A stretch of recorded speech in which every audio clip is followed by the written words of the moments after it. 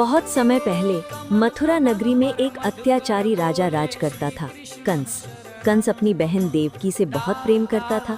जब देवकी का विवाह वसुदेव के साथ हुआ, तब कंस स्वयं रथ हाँककर अपनी बहन को विदा करने जा रहा था। तभी आकाश में एक दिव्य आवाज गूंजी, हे कंस, जिस देवकी को तू इतने प्रेम से विदा कर रहा है, उसी का 8वां पुत्र तेरी मृत्यु का कारण बनेगा।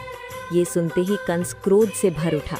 उसने तुरंत अपनी तलवार निकाल ली और देवकी को मारने का प्रयास किया, लेकिन वसुदेव ने हाथ जोड़कर विनती की, हे राजन, आप देवकी को मत मारिए। हम वचन देते हैं, जो भी संतान जन्म लेगी, हम उसे आपके हवाले कर देंगे। कंस ने देवकी और वसुदेव को कारागार में बंद कर दिया। समय बीतता गया। देवकी के एक एक करके 6 पुत्र हुए और निर्दयी कंस ने उन सभी को मार डाला। 7वें पुत्र को भगवान की लीला से रोहिणी के गर्भ में स्थानांतरित कर दिया गया।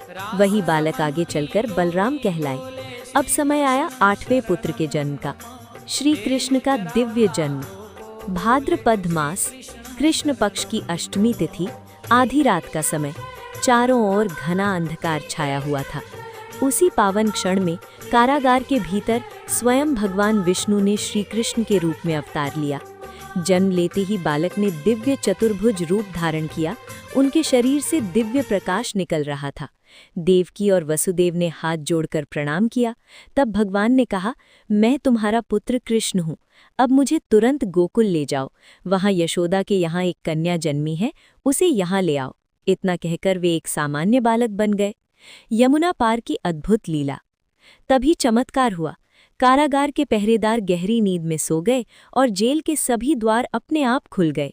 वसुदेव ने बालक कृष्ण को टोकरी में रखा और अंधेरी रात में गोकुल की ओर चल पड़े। रास्ते में उफनती हुई यमुना नदी मिली। जल बहुत तेज बह रहा था। तभी सर्पराज शेषनाग प्रकट हुए। उन्होंने अपने विशाल फणों से बालक कृष्ण को वर्षा से बचाया। उन्होंने नंद बाबा के घर में सो रही यशोदा के पास बालक कृष्ण को लिटा दिया और वहां जन्मी कन्या को लेकर वापस मथुरा लौट आए।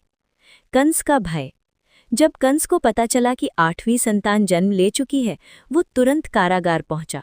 उसने उस कन्या को उठाया और जमीन पर पटकने का प्रयास किया, लेकिन वो कन्या उसके हाथ से छूटकर आकाश में चली गई और देवी का रूप धारण कर बोली, हे कंस, तुझे मारने वाला जन्म ले चुका है और वो सुरक्षित स्थान पर है।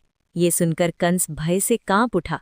इसी प्रकार भगवान श्री कृष्ण का जन्म हुआ, अधर्म के नाश के लिए और धर्म की स्थापना के लिए।